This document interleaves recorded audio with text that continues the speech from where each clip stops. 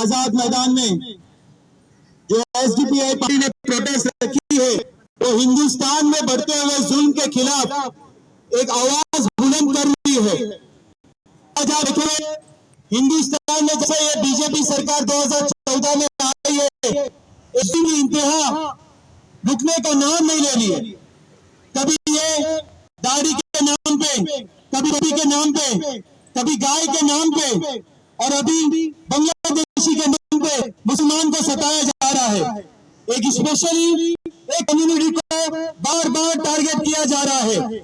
ये जुल्म की इंतहा ये जो बढ़ चुकी है, इसमें ज्यादातर हाथ जो अवाम आज खामोश है, ये उनका भी हाथ है कि अब खामोश बैठे हो। ये उनका भी हाथ है जो सोशल मीडिया, जो प्रेस वाले जो सही चीज नहीं बताते हैं, ये उनका भी जुल्म में साथ देने का है। आज जो जुल्म, जो अनकॉन्स्टिट्यूशनल, जो संविधान के खिलाफ जो जुल्म हो रहा है, और उसमें अगर डिपार्टमेंट, पुलिस प्रशासन, शासन अगर साथ दे रहे हैं तो ये जुल्म को वहां पे भी उनको भी साथ देने के बराबर है। क्यों? क्योंकि यहाँ पे संविधान सिखाता है कि हर एक को नागरिकता दी जाती है। कोई भी मजहब या कोई भी काला गोरा अमीर गरीब देख के नहीं दी जाती। यह आर्टिकल 14 में राइट इक्वालिटी है। यहाँ पे सबको इजाजत है अपने मजहब के हिसाब से अपने पूजा पाठ करे, नमाज पढ़े, गुरुद्वारा जाए, गिरजा जाए, कोई मनायत नहीं है। यहाँ पे जितने भी धर्म के लोग हैं उनको अपनी भाषा में बात करने का पूरा अधिकार है। लेकिन आप देखेंगे असम में पिछले कुछ दिनों में यहाँ पे आए दिन इनके ऊपर जुल्म बढ़ते जा रहा है। अभी एक नया ट्रेंड लेके आया बीजेपी सरकार ने कि ये बंगाली है, बंगाली लैंग्वेज से इनको तकलीफ है। लेकिन ये जो कर रहे हैं ये पूरा तानाशाही है। ये असम में जो ये बंगाली के नाम पे, लैंग्वेजेस के नाम पे और जो ये बांग्लादेशी के नाम पे ये मुसलमान कम्युनिटी को जुल्म कर रहे हैं, ये कतई social democratic party of India आप देख रहे हैं पब्लिक मुद्दा।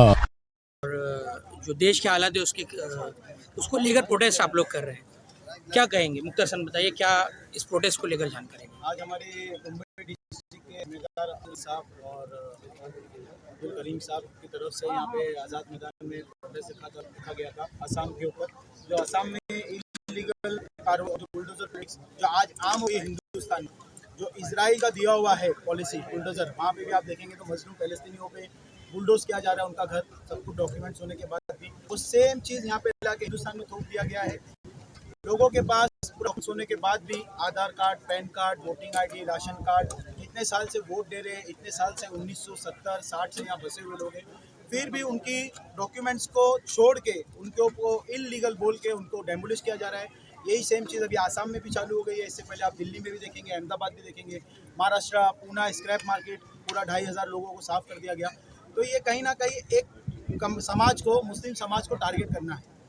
ये जो टारगेट किया जा रहा है ये बीजेपी सरकार को बंद करना पड़ेगा, क्योंकि बीजेपी सरकार जो है सेंट्रल में है, देश को चलाने में है।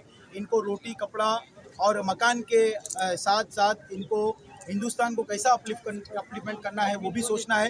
लेकिन आप देखेंगे ये चीज़ में फेल हो चुकी है, क्योंकि जो देश को चला रहे हैं दो लोग और जो देश को खरीद रहे हैं ये इनकी मोनोपोली बन चुकी है। मैं सुने हैं कि हम लोग ने सुने हैं आसाम में अडानी को बहुत बड़ी जगह चाहिए, तो इसके लिए ये सब हो रहा है। अभी धारावी का आप ले लीजिए, 10 लाख लोग बसे हैं, लेकिन बोल रहे कि 3 लाख को घर दिया जाएगा, 7 लाख को उखाड़ के फेंक देंगे। ये क्या है? वो इतने साल से धारावी में बसे या वैसे फेंक देंगे? मतलब नए प्रोटेस्ट की तैयारी हो रही है अभी से? नए प्रोटेस्ट की तैयारी हो रही है अभी से, और आने वाले वक्त हिंदुस्तान में एसडीपीआई का ही है, क्योंकि आज एसडीपीआई का एक भी MP MLA नहीं है। लेकिन आप देखेंगे महाराष्ट्र में हमने मौलाना आज़ाद माइनॉरिटी फाइनेंशियल डेवलपमेंट कॉर्पोरेशन में जो घोटाले हुए थे, जो 1000 करोड़ के ऊपर के घोटाले थे, वो एसडीपीआई का एक भी MP MLA नहीं होने के बाद भी उसको उजागर करा, पब्लिक के सामने लाया। औरंगाबाद में वक्फ जमीन को बेचा गया, पूना में वक्फ जमीन को बेचा गया, जो 1200 करोड़ की प्रॉपर्टी थी वक्फ की, वो 9 करोड़ में बेचा गया। वो चोरों को कौन लाया सामने? एसडीपीआई ने लाई, बिगर MP MLA के लाई। हमारा एक MP, एक MLA, एक कॉर्पोरेटरशिप आ जाने दो आपकी ये 287 सीट मंत्रालय पे भारी है। हमारा एक MP आएगा, आपकी 543 सीट पार्लियामेंट में भारी है। हमारा एक कॉर्पोरेटर आएगा तो सिर्फ पैनल नहीं, वो पूरे जो असेंबली के वार्ड्स है ना, वो पूरा एक कॉर्पोरेट कैसा डेवलपमेंट करते हैं ना वोट को, और एक्चुअल डेवलपमेंट क्या होता है ना, वो एसडीपीआई इंशाल्लाह इन लोगों को सबसे पहले तो मैं चाहता हूँ कि मैं तो बहुत कम पढ़ा लिखा, लेकिन जो भी मैंने पढ़ा ये भारत मेरा मुल्क है और सभी भारतीय मेरे भाई और बहन हैं। और मैं ये याद दिलाना चाहता हूँ उन लोगों को जो सरकार में बैठे, सत्ता में बैठे, क्या वो भारतीय लोग नहीं थे जो आसाम में बैठे थे? आज आसाम के लोग पूरे मुंबई में हैं, पूरे हिंदुस्तान में हैं। तो ये हिंदुस्तान हमारा है, सबका है, तो सिर्फ आसाम के अंदर ऐसा क्यों किया जा रहा है? आसामी लोग क्या मुंबई में नहीं है, दिल्ली में नहीं है, कलकत्ता में नहीं है, हर जगह है। तो अगर वो आसाम के अंदर कोई मजदूर वहाँ जाके काम करते और बच जाते हैं तो क्या उनके साथ इस तरह सलूक किया जाएगा? क्या आसाम हिंदुस्तान का नहीं है? जो आसाम के सीएम साहब बैठे हुए हैं उनको मैं कहना चाहता हूँ कि आसाम क्या हिंदुस्तान से अलग है? जो आप बाहर के लोगों को निकाल रहे हैं कि ये बाहर की कंट्री के हैं, वो भी हिंदुस्तानी है और हिंदुस्तान के लोग हैं। तो सबके साथ अच्छा सलूक किया जाए। आज अगर आप वहाँ लोगों के साथ करेंगे तो दूसरा स्टेट भी आपके लोगों के साथ भी कर सकता है। ये आप उन लोगों को जगा रहे हैं। मैं मेहरबानी मैं उनसे चाहता हूँ कि सबके साथ सहयोग बरते और इंसाफ करें। जय हिंद, जय Shri Krishna. Social democratic party of India से मुंबई के अंदर और ख़ास करके आज़ाद मैदान जो मुंबई का एक दिल है, हर एक बड़ी बड़ी पार्टी यहीं से एक पूरे इंडिया के लिए अगर बड़ा बड़ा आंदोलन शुरू हुआ है वो आज़ाद मैदान से शुरू हुआ। आज आज़ाद मैदान को हमारी पार्टी का चॉइस करने का मतलब ही यही था कि ये आवाज़ पूरे हिंदुस्तान तक पहुँचे। इसलिए आज हमने ये धरना प्रदर्शन जो social democratic party of India की जानिब से रखा हुआ था, और इसका मकसद ही यही है कि आज आप देख रहे होंगे, आप बहुत सारी बातें भी सुने हैं कि किस तरीके से आसाम में एक माइनॉरिटी मुस्लिम को टारगेट किया जा रहा है, और only for not for Muslims. बहुत सारे ऐसे भी घर हैं जो दूसरे भी समुदाय के लोग थे, उनके घर को छोड़ा गया है, और सिर्फ मुस्लिम आसाम के अंदर को घर को छोड़ा गया है। मेरा एक ही बोलना है कि माइनॉरिटी जो आसामी जो बोल रहे हैं, जो आसामी बोल के उनको मतलब बांग्लादेशी बोल के और बांग्लादेशी भाषा बोलते हैं, इसका मतलब ये नहीं है कि आसाम के वो रहीवासी नहीं, वो इंडियन नहीं है। ये इंडियन के यहाँ है। हमारे भारतीय की सबसे बड़ी खूबसूरती यही है कि यहाँ पे अलग अलग जाति के लोग हैं, अलग अलग भाषा के लोग हैं। मतलब ये नहीं है कि अगर दिल्ली के अंदर यूपी का अगर कोई आता है तो वो भारतीय नहीं है। यहाँ की सबसे बड़ी खूबसूरती है कि ये देश भाषा से चलता है, संस्कृति से चलता है, और किसी तरीके से ये जो आज का हमारा जो प्रोटेस्ट था मुंबई के अंदर, और ये सिर्फ मुंबई के लिए नहीं है, ये पूरे एक नेशन वाइड प्रोटेस्ट है। और मैं भी आवाम से ये दरख्वास्त करना चाहता हूँ कि हर कोई अपनी इस देश की आवाज़ बनाए, और जो आज के वक्त का जो हिंदुस्तान का जो दहशतगर्द है, मेरा यही बोलना है, वो दहशतगर्द भाजपा पार्टी है, बीजेपी पार्टी है। हेमंत बिश्नोई जिस तरीके से मैंने अभी कुछ स्पीच में सुना कि भड़काऊ हेमंत बिस्वा, हाँ हेमंत बिस्वा जो मतलब बोल रहा है भड़काऊ नहीं है, वो भड़काऊ के साथ दहशतगर्द भी है। आज यही दहशतगर्द की वजह से बहुत सारी पार्टियों में अफरा तफरी हुई है। कोई अगर अपनी आवाज़ उठाया है तो उसको उठा के जेलों में डाला गया है। अगर कोई अपनी को रखना भी चाहे है, कोई एक्टिविस्ट भी है, उसको भी उठा के जेलों में डाला गया है, ईडी की रेड्स पड़ी है, या तो उसको परेशान किया गया है। तो इसलिए देखिए बोलना है, इस देश का अगर दहशतवाद अगर कोई है, दहशतगर्द है भाजपा पार्टी, और इसलिए हम लोगों को एक बहुत बड़ा आंदोलन करना पड़ेगा जो इस देश के अंदर अमन आए। आखिरी सवाल, एहतजाजात तो बहुत हो रहे हैं, विरोध प्रदर्शन बहुत हो रहे हैं, सबसे बड़ा लूप होल एकता की कमी का होना है, इत्तेहाद की कमी का होना है, क्या मैसेज रहेगा उसको लेकर? मैं एक ही मैसेज देना चाहता हूँ, जब हमारे देश के अंदर अंग्रेज जब आए थे तो पूरा देश मिलकर नहीं लड़ा था। आज भी जो इतिहास के अंदर बहुत कम लोगों के जो नाम हैं, जिस तरीके से आबादी थी उस तरीके से हमारा देश नहीं लड़ा था, लेकिन हमने अंग्रेज को खदेड़ा। उसी तरीके से हमारी ये जो पार्टी है social democratic party of India, इसको बहुत हल्के में ना ले, बहुत छोटे में ना ले, यही बड़े बड़े अवेयरनेस लेके आई है, और एक बेदारी जो एक समाज के अंदर सियासी बेदारी नहीं थी, यही social democratic party of India से सियासी बेदारी लेके आई है। और सियासी बेदारी आने के बाद में और बहुत सारे मतलब चेंजेस होने वाले इस मुल्क के अंदर, और आने वाले टाइम में जिस तरीके से लोग बोल रहे हैं कि इनका कोई एमएलए नहीं आ सकता है, इनका कोई एमपी नहीं आ सकता है, एक दिन हमको ये यकीन है एक ना एक दिन ये चमत्कार होगा। आज नगर सेवक इलेक्शन होने वाला है महाराष्ट्र के अंदर। इसी से मालूम पड़ जाएगा कि हमारी कितनी सीट आएगी और हमारी कितनी ताकत है। हमारे पास अगर कोई सीट नहीं आए, आज भी हमारे कॉरपोरेशन में हमारा कोई एक्स कॉरपोरेटर नहीं है, लेकिन आज भी हमारे कैडर और मेंबर को देखेंगे हर गली गली के अंदर वो कॉरपोरेटर का काम कर रहे हैं। या जो हालांकि बहुत सारे जो पुराने जो एक्स कॉरपोरेटर है वो जाके बीएमसी में जाके मना करते कि वो आके अगर एसडीपीआई वाले आएंगे तो उनका काम नहीं करना जब तक कि मेरा नाम लेंगे।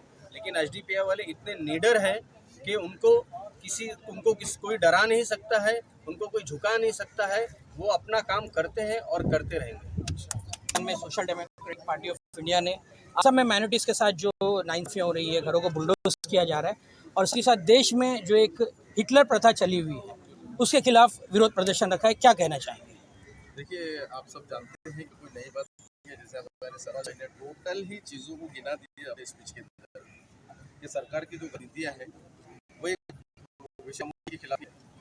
जैसा कि अभी मुझे ऐसा लगा है कि पूरे हिंदुस्तान के अंदर जहाँ बीजेपी की सरकार है वहाँ पर उनको ऐसा टारगेट दिया गया है कि तुम अत्याचार में कितने आगे से, ऐसा लगता है कि उनको एक टारगेट दिया गया है जिसके चलते आसाम के अंदर बड़े पैमाने के अंदर में घर को बुलडोज किया गया है।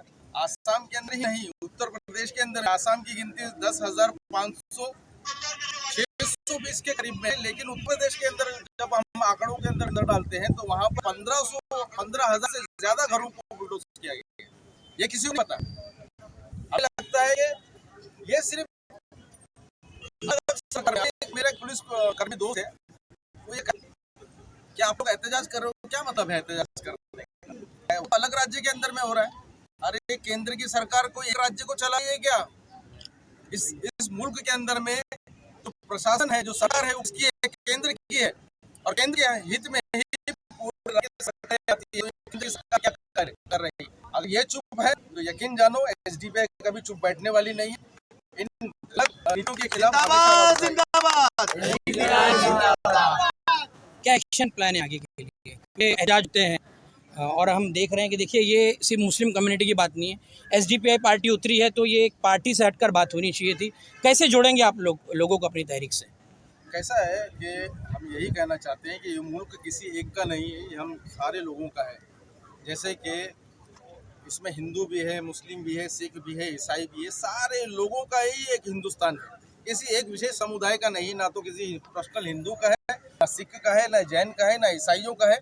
ये सारे लोगों का ही हिंदुस्तान है। अगर ये सारे लोग खड़े हो गए इस मुद्दे पर कि इस मुल्क के अंदर में संवैधानिक तौर तरीके से राज्य की सरकारें चलेंगी तो ये मुल्क यकीनन बरकरार रहेगा, वरना इस मुल्क के टुकड़े होने से कोई नहीं बचा सकता। लेकिन हमें इस बात पर उम्मीद है, यकीन है, सोशल डेमोक्रेटिक पार्टी अपने आप में सक्षम तमाम चीज़ों के ऊपर में आवाज़ उठाने के लिए। रफीक भाई, इस वक्त 4,500 लोग इस लाइव को देख रहे हैं, लेकिन उसमें कमेंट में पढ़ रहा हूँ, उसमें आप लोग भारत तोड़ने की कोशिश रहे हो। ये कहते हैं कि सिर्फ मुसलमान ही परेशान है और मुसलमान सबको परेशान करते हैं। क्या जवाब देंगे आप कि सिर्फ मुसलमान ही इन हालात से गुजर नहीं रहा है, गरीब, दलित, हिंदू और जो निचले वर्ग के लोग हैं वो भी उससे गुजर रहे? क्या कहेंगे इन लोगों को? मुझे आप एक बात बताइए कि आप ये कह रहे हैं कि कमेंट्स के अंदर में बहुत सारी चीज़ें ऐसे सामने आ रही है जिससे ये कहा जा रहा है कि हम भारत को तोड़ने का काम कर रहे हैं। अरे हम भारत को तोड़ने का नहीं, भारत को जोड़ने का ही काम कर रहे हैं। अभी आप मुझे एक बात बताइए, अभी हाल ही में 11 जुलाई को मुंबई के हाई कोर्ट ने उन 12 लोगों को 22 बरी किया जिन लोगों को झूठे आरोप में बम ब्लास्ट के, ट्रेनों के अंदर में जो सीरियल बम ब्लास्ट हुए, उन आरोपों के अंदर में जेलों के अंदर में 19 वर्ष तक रखा। फिर क्या वजह है जो उन लोगों को 22 भी किया? या तो एनआईए या तो पुलिस प्रशासन जिन्होंने के ऊपर भी झूठी कार्रवाई करके उनके अंदर जेलों में डालने का किया। और मैं जानता हूं कि मैं ये समझता हूं इस मुल्क के अंदर में अगर सबसे बड़ा जीता है तो वो इंसाफ है। देर सवेर मिलता है लेकिन मिलता जरूर है, इसीलिए उनके साथ में न्याय हुआ और वो 12 लोग बाहर आए। और ऐसा ही नहीं, ये एक उदाहरण है, एक छोटा सा उदाहरण है।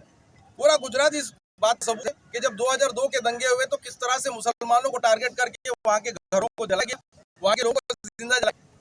ये इस बात का सबूत है। तो वैसे लोगों के खिलाफ हमें आवाज नहीं उठानी चाहिए। अगर हमने आवाज उठाई तो क्या हमने थोड़े काम किया? अरे हम तो जुल्म के खिलाफ आवाज उठा रहे हैं। तो जालिमों, तुम्हें क्यों तकलीफ हो रही?